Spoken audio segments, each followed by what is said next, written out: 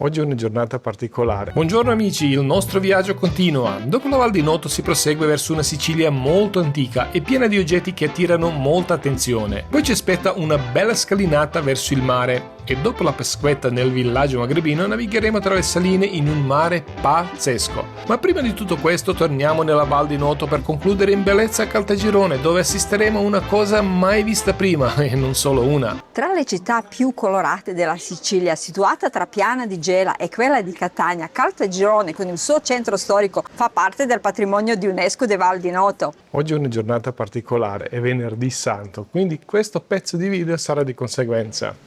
E la gente sta andando verso la basilica. Come si chiama galleria? Galleria Luigi Sturzo. Ok, è lì che dovremo andare, adesso vediamo quando. E davanti alla basilica si è già raccolta parecchia gente perché tra poco incomincia la processione. Questa basilica si chiama Basilica di San Giuliano, ha subito diverse trasformazioni, soprattutto dopo il terremoto del 1542. Se non ero ultimo stile con quale è stata, risanata è quello Liberty.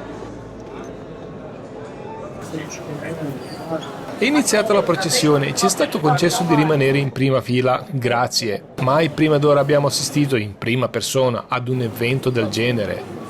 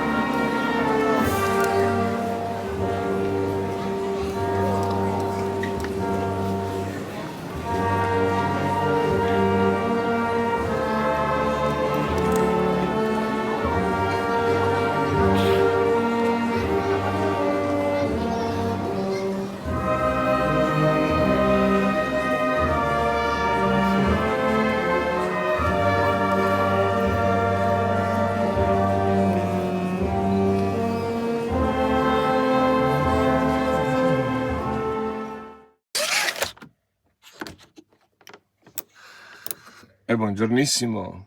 Oggi per entrare a Caltagirone abbiamo preso un'altra strada e andiamo verso la scalinata. Pensate che questo monumento, il vecchio tondo, che è stato costruito nel 1700 e ricorda un teatro, è stato costruito con un unico scopo: abbellire questa strada qua.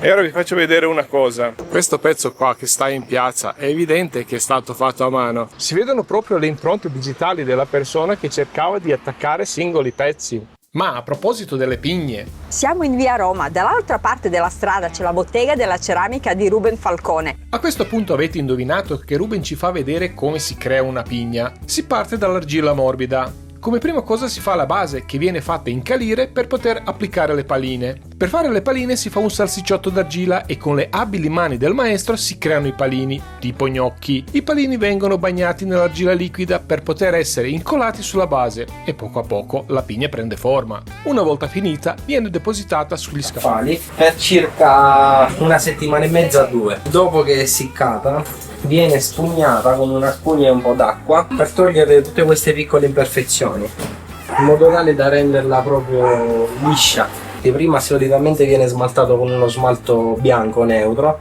e poi dopo viene decorato per come ti piace. Però ci vuole una vena artistica, non puoi farlo. Quello sicuramente. Ha preso questa vena dalla mamma. Dopo passata questa fase viene messa in forno per circa 12-14 ore a 980-1000 gradi come prima cottura.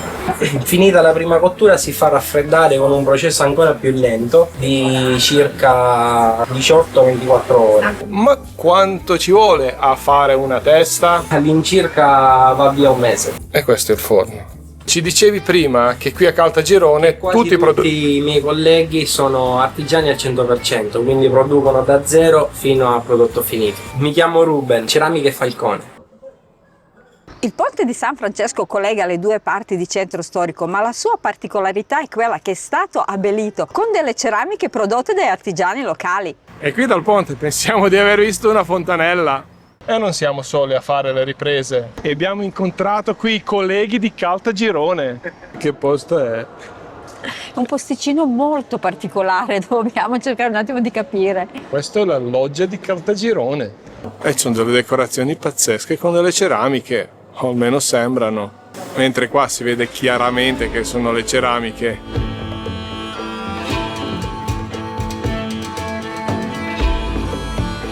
E visto che qua granita l'ha mangiata Niccolò Balini, chi siamo noi a non farlo? La granita è un misto gelsi e cioccolato. Sembra gelato al cioccolato. Io assaggio gelsi perché sono troppo curiosa.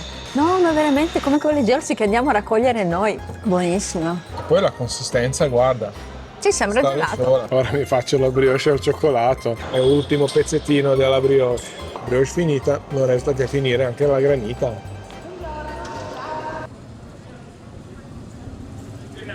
Finalmente siamo arrivati alla famosa scalinata Santa Maria del Monte. La scala conta 142 scalini e è divisa in 10 settori perché ognuno è dedicato a un secolo di storia. Le alzate sono decorate con maioliche aggiunte nel Novecento e ogni settore con 14 gradini riflette le influenze arabe, normanne, spagnole e barocche che hanno segnato Caltagirone. Ce l'abbiamo fatta! Ho sentito dire tanti, non sono scalini, è il caldo. Non è il caldo, sono i scalini. Però vista è proprio bella. Resta che scendere. Scendiamo? Sarebbe assurdo stilare una classifica dove ci siamo trovati meglio fino a questo punto. Però qui a Caltagirone ci siamo trovati veramente... Sì, perché in pochissimo tempo abbiamo fatto tantissimi incontri, parlato con tantissime persone, cioè ci sentiamo praticamente a casa. Infatti abbiamo passato più tempo a parlare con le persone che incontravamo, che ci fermavano. Sì. Che filmare o fare le altre cose. Veramente un grazie di cuore a tutti.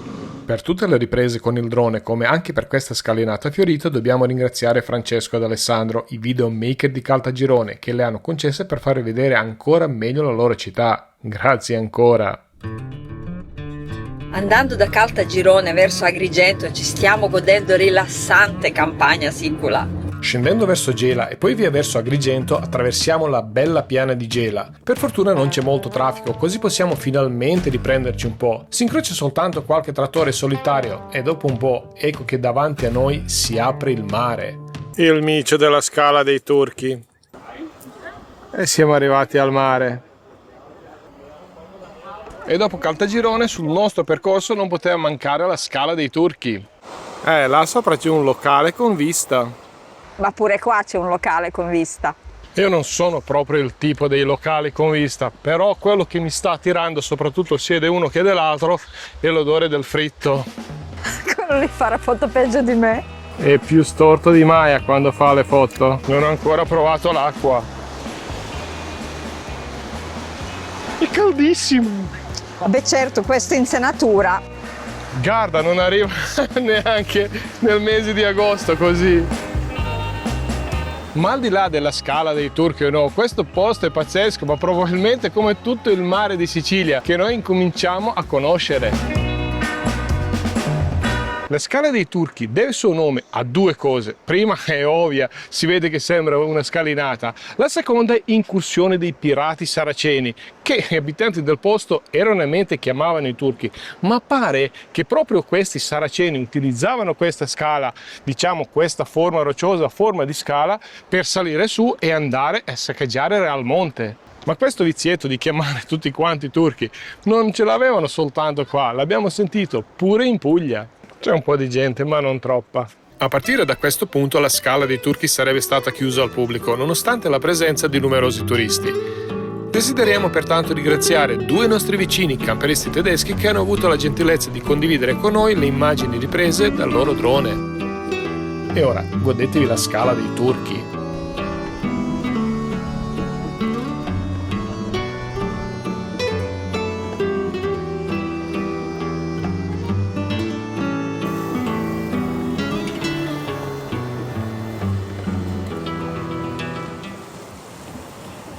Pochi lo sanno che la parte più alta della Falesia era fino al 2023 proprietà privata di un ex dipendente della Camera di Commercio di Agrigento, ma quante ne so, ha deciso di donare al comune di Realmonte così tutti possiamo godercela. The following day. Buongiorno. E stamattina abbiamo parcheggiato qui. A voi può sembrare un oliveto, ma noi ci troviamo nella Valle dei Templi, uno dei siti più importanti non soltanto del Mediterraneo ma del mondo intero, e per questo, per la sua unicità, è stato inserito nel patrimonio mondiale dell'UNESCO. Da quando avevamo visitato Paestum 2 anni fa non vedevamo l'ora di visitare anche la Akragas, da quale è nata Agrigento. Ma non dovete assolutamente pensare che visitando un parco li avete visti tutti e due, perché sono completamente diversi. E ultimamente la voglia di visitare Valli degli Templi ci è salita ancora di più perché abbiamo letto il libro L'Ora degli Dei di Marco Buticchi, che parla proprio della presenza greca in Terra Sicula. Gli antichi greci di Agrigento o Akragas erano i coloni greci che fondarono la città nell'VIII secolo a.C. e che nel corso dei secoli trasformarono Agrigento in una delle città più importanti della Magna Grecia. Fondata intorno al 582-580 a.C. da coloni provenienti da Gela, Rodi e Creta, Agrigento prosperò grazie alla sua posizione strategica, alla fertile terra e alle ricche risorse. I greci di Agrigento, noti per il loro talento artistico e architettonico, lasciarono un'eredità indelebile nella città con la Valle dei Templi, tra cui il Tempio della Concordia, considerato il Partenone della Magna Grecia. Qui anche una semplice passerella passa in mezzo alla storia. Nel 500 a.C., durante il regno del tiranno Terone e filosofo Empedocle, questa città raggiunse il suo massimo splendore e maggior parte dei monumenti venne costruita proprio in quel periodo lì. Il primo tempio che abbiamo incontrato durante la nostra passeggiata era quello dedicato alle dee Demetra e Core. Si chiamava Tempio dei Dioscuri. Era suddiviso in 3 terrazze, ma dall'epoca adesso sono rimaste solo 4 colonne che sono state create, pensate, in stile dorico con calcarenite locale. Insomma, tuffo. Per essere sincero, mi fa un po' impressione camminare in questi luoghi una volta sacri, perché è come se qualcuno camminasse sui nostri altari.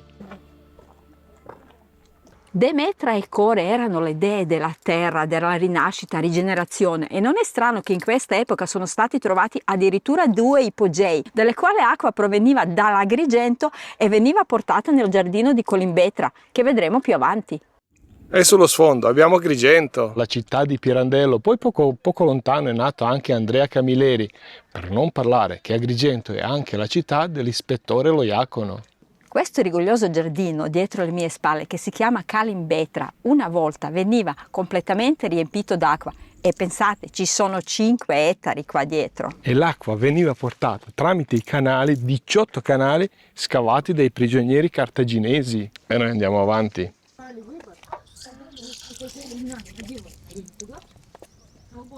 Camminare nella Valle dei Templi è come fare un viaggio nel tempo. Ogni passo ti regala qualcosa di interessante, templi, santuari, necropoli o magari un pozzo con una vista mare stupenda.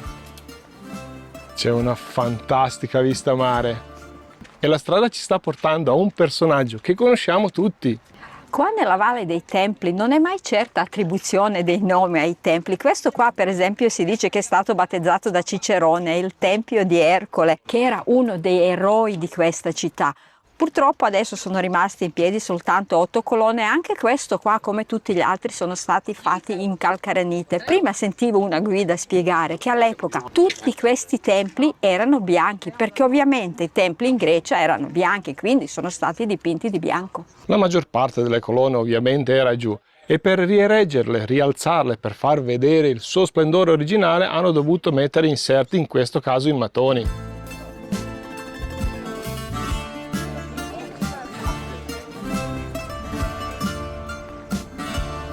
E laggiù troviamo sia il tempio che altare di Zeus. Una volta il tempio di Zeus era il più grande tempio dorico d'Occidente, ma ahimè purtroppo di quello è rimasto poco.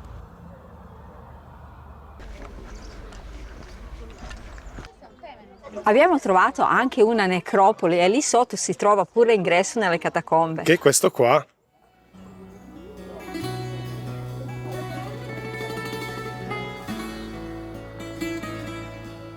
Il Tempio della Concordia è uno dei meglio conservati templi greci al mondo. Risale al 440 a.C.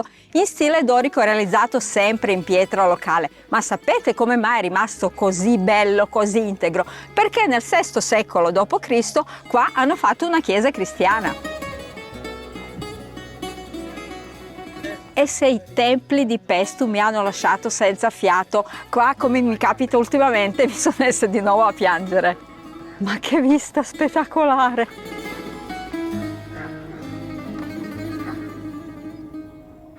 E per prossimi 30 secondi lasciamo parlare il tempio.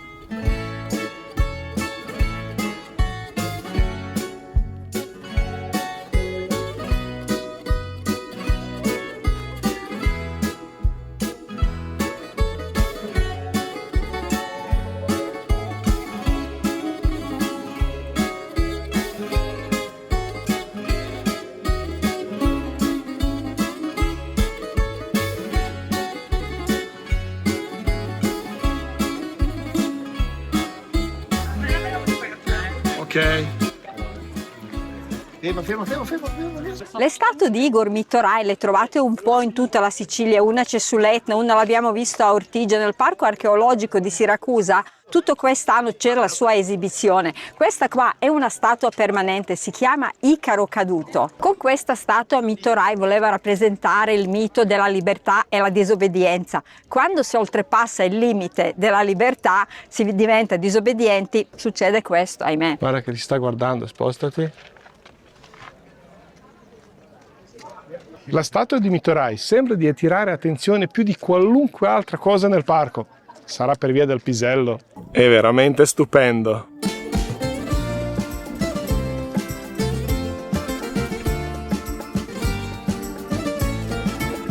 E dopo un caffè e una cassatina che noi vi abbiamo fatto vedere, arriviamo all'ultimo tempio. Questo tempio l'abbiamo visto ieri dalla strada arrivando. Questo tempio di Atene o Giunone, costruito nel V secolo a.C., sempre in stile dorico classico. E pensate che quando Goethe fece il suo famoso viaggio in Italia scrisse: povero tempio sta cadendo a pezzi perché le temperie lo stanno rovinando. Ma possiamo dire che tiene ancora bene. Ma quanto è rilassante questo posto! Soprattutto lì all'ombra. Ma che vista magnifica che c'era da qua, si vede il mare da questo tempio. A noi più che una valle dei templi sembra una collina dei templi. Ne valsa la pena? Assolutamente sì. È colpa mia per quella battuta valle collina. Ormai nella valle abbiamo finito e non abbiamo nessuna voglia di andare via, però la strada ci chiama, perché il viaggio continua.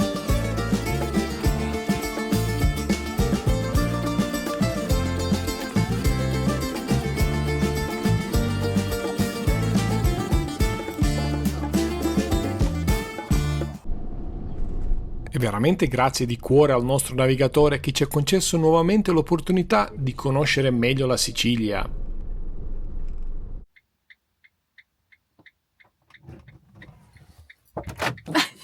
Niente, volevo comprare solo le arance, ho comprato di tutto. Cosa hai preso? Ho preso limoni, le nespole, che il signore mi ha detto che quello che abbiamo mangiato noi fino adesso sono solo le schifezze. Ho preso le olive fatte da loro e ho preso la marmellata d'arance. Ok. E ho preso anche le arance. Ma io direi quasi quasi me ne provo subito una. Siamo in Sicilia, nella zona ribera. Sta colando tutto. Proviamo subito una metà. È buonissime, anche se sono da succo queste, da spremuta, ma sono buonissime anche così.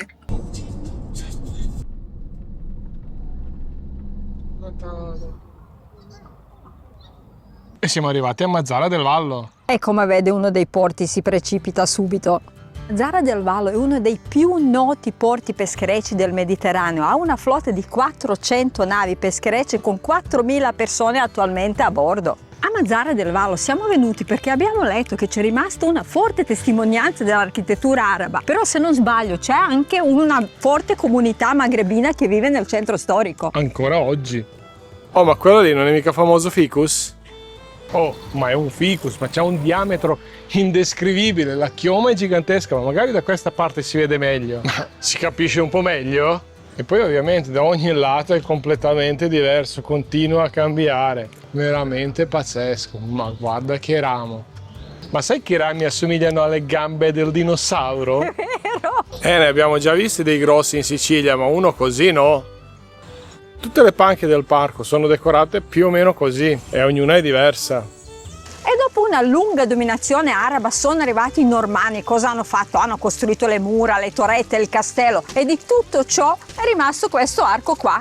Appunto, arco normanno. Questi giorni Sicilia è piena di personaggi famosi e siamo sbucati dietro la cattedrale. In via Castello Normanno, tanto per parlare dei normanni. La cattedrale da questa parte è ancora più impressionante. E ormai queste grate, queste inferriate qua in Sicilia sono diventate la mia passione. Quelli balconi lì sono sulla torre, almeno penso, della chiesa che ho visto arrivando in piazza. Wow, ma guarda che spettacolo! In un momento siamo sbucati nella piazza della Repubblica. È enorme, non me la immaginavo così grande. Questo bellissimo palazzo dall'altra parte è il Museo Diocesiano. Oh, se è stato restaurato è un restauro con i fiocchi. Proprio ogni dettaglio è perfetto. Non so se si capisce che oggi è Pasquetta. Beh, insomma, valeva la pena fermarsi soltanto per la piazza. E poi direttamente dalla piazza entriamo nella casba. Purtroppo tutto quanto è chiuso.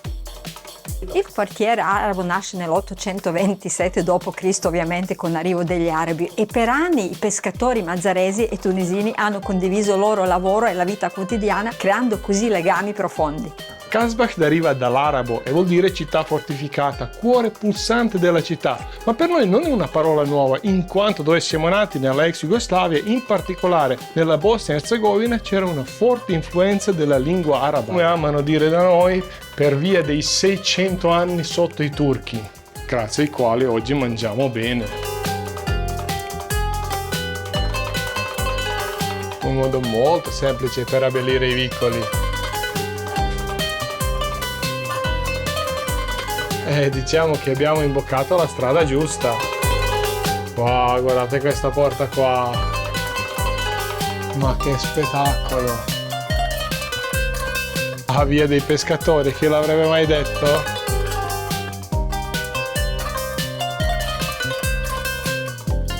Comincia a piovere sempre più forte, dovremmo mettere via attrezzatura. Ragazzi, è tutto chiuso, ma qui è bello lo stesso. Ma guarda che bello! E questo è appena prima della Porta Blu. Lo so che la visitano tutti, per questo che dobbiamo venire anche noi. Ma partiamo da questa porticina qua. Queste sono le cupole a cipolla, se non mi sbaglio, tipico stile arabo. Ma è una meraviglia. Che delle pietre. Questo sono... E poi tutto colorato, tutto dorato. Sì, tutto dorato, tutto coloratissimo. Wow. Ma anche la parte superiore, guarda. Dai, per me valeva la pena di prendere un po' d'acqua. Quando si parla di tolleranza e di legami che legano magrebini e siciliani... Qui c'è la Madonna, ma mi sa che ora dobbiamo scappare. Allora, Porta Blu va bene, ma la musica che abbiamo sentito dalle case è troppo bella. Cioè, potrei star Adesso lì. non dobbiamo neanche andare a cercarla. C'erano i ragazzi della comunità magrebina che ci hanno aiutato a trovare un po' più facilmente la Porta Blu, quindi senza adesso... dover andare lì in giro troppo. Oh, eccoci al porto. Ah, bello. Abbiamo cercato di resistere fino all'ultimo, però è incominciato a piovere forte. Ora approfittiamo di quest'acqua per spostarci. Dopo il caffè ci siamo spostati verso le saline di Marsala, ma dove ci siamo spostati l'abbiamo capito il giorno dopo. Buongiornissimo. Forse è meglio che salgo sull'AN. Là davanti ci sono le Egadi. Mentre da questa parte Trapani e là sopra nelle nuvole c'è Erice. Da questa parte abbiamo una signora che corre, camion dei tedeschi e la punta San Teodoro. Mentre se giriamo c'è lo Stagnone. E benvenuti a Marsala. A parte tedeschi e noi, qua non c'era nessuno.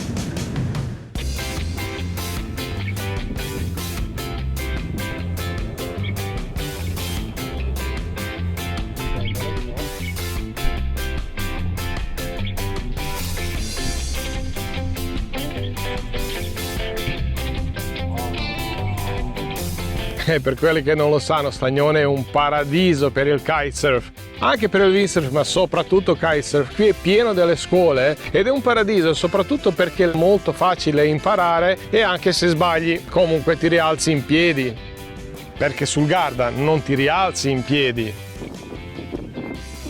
E stiamo andando a fare un giro organizzato in barca, speriamo che si riuscirà a riprendere qualcosa, altrimenti ve lo racconteremo. In barca non sembra niente male, adesso al di là se è questa o quella lì, però dopo faremo sicuramente il giro delle saline. C'è la gente che sta lavorando. Sei pronta a partire? L'abbiamo conosciuta. Prontissimo, eccolo. E si parte. Purtroppo, per fortuna, durante l'intero giro in barca della durata di un'ora c'era l'audioguida. E per aver contribuito alla realizzazione, Il che è perfetto se non dovete fare vlog come noi. Abbiamo dovuto pure eliminare i clip dove abbiamo tentato di parlare.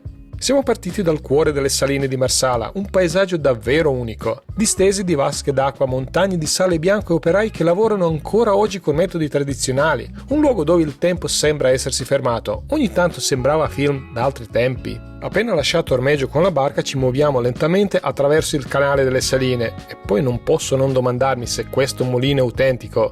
Ciao Gino! Adesso stiamo per uscire dalle saline.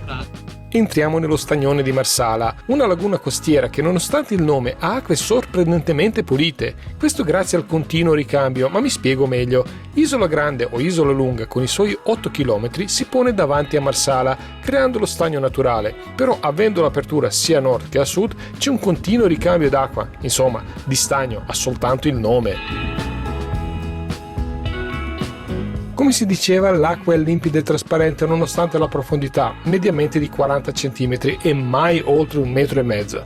In certi tratti si può quasi toccare il fondale con la chiglia. I colori sono anche più belli di quelli che potete vedere sul video.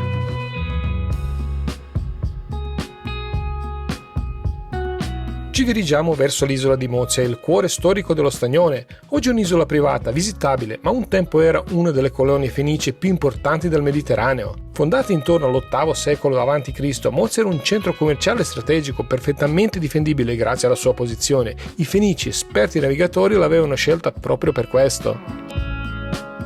Circumnavigando l'isola si vedono ancora le mura antiche, resti di edifici, anche se una parte dei reperti archeologici è stata sommersa in quanto il livello del mare si è alzato di mezzo metro rispetto all'epoca dei Fenici.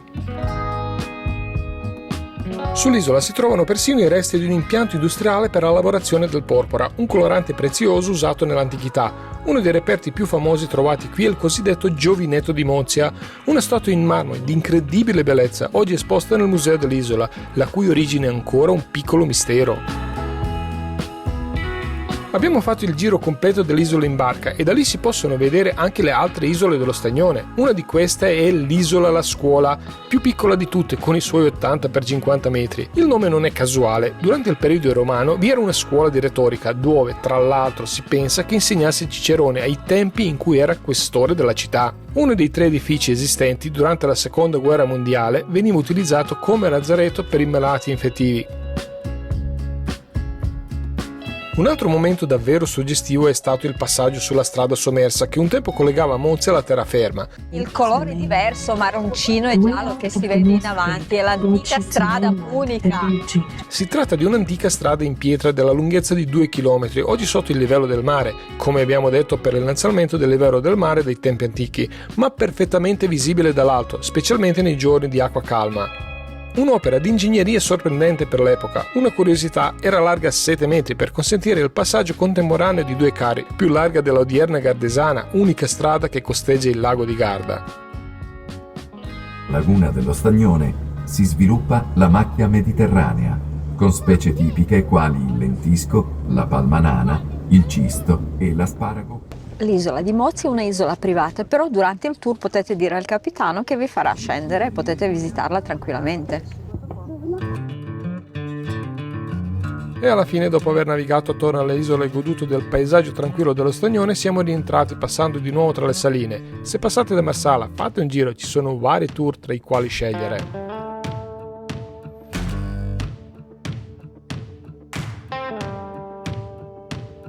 Ce la faremo? Rimanete con noi anche prossima volta, quando assaggeremo una cosa salata, una cosa dolce, anzi più di una. e poi ci sveglieremo in un luogo incantato. Prima di congedarci dalla Sicilia, passeremo qualche giorno in riva al mare e vi spiegheremo perché Palermo ci è stata negata.